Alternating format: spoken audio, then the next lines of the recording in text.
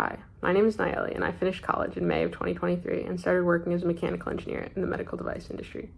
Something that came up in almost all of my technical interviews that I didn't get much exposure to from school or internships was design for plastic injection molding. So in this video, I want to go through the 5 things that you need to know about plastic injection molding for your mechanical engineering technical interviews. The first thing you need to keep in mind when designing for plastic injection molding is uniform wall thickness. So unlike 3D printing, where your wall thickness doesn't really matter very much, a uniform wall thickness of around 2 to 4 millimeters thick is very important for plastic injection molding. Non-uniform wall thickness can cause your part to warp and create unwanted divots known as sink marks. When walls are too thick, the outer surfaces that are in contact with the mold will cool faster than the hot plastic in the center, and this uneven cooling will cause sink marks. The second thing to keep in mind when designing for injection molding is draft. After the hot plastic is injected into the mold, it cools and hardens, and then ejector pins push it out of the cavity.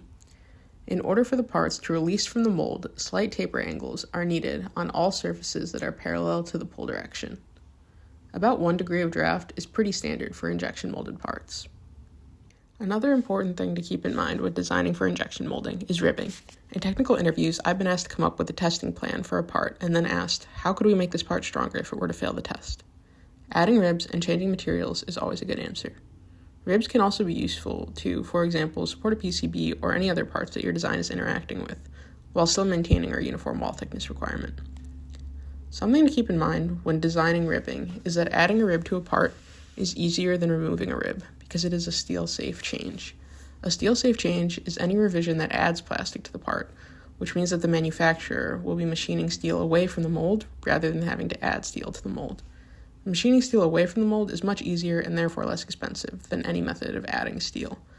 Because of this, it is typically best to first design a part with fewer ribs than you might need, and then add in ribs to meet strength requirements later.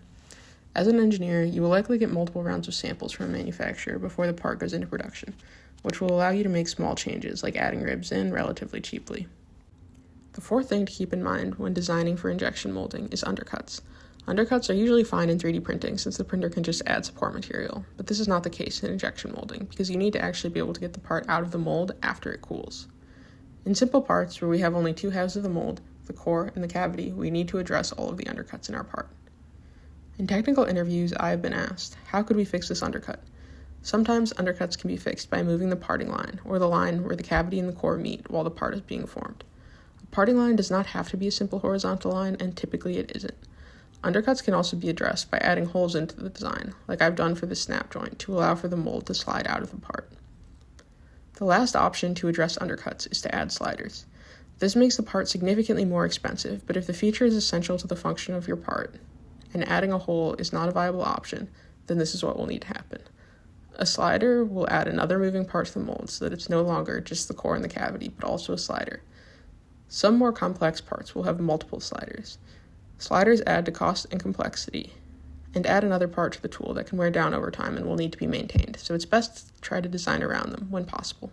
The last thing that you might need to know about plastic injection molding for your mechanical engineering technical interviews is shutoff angle.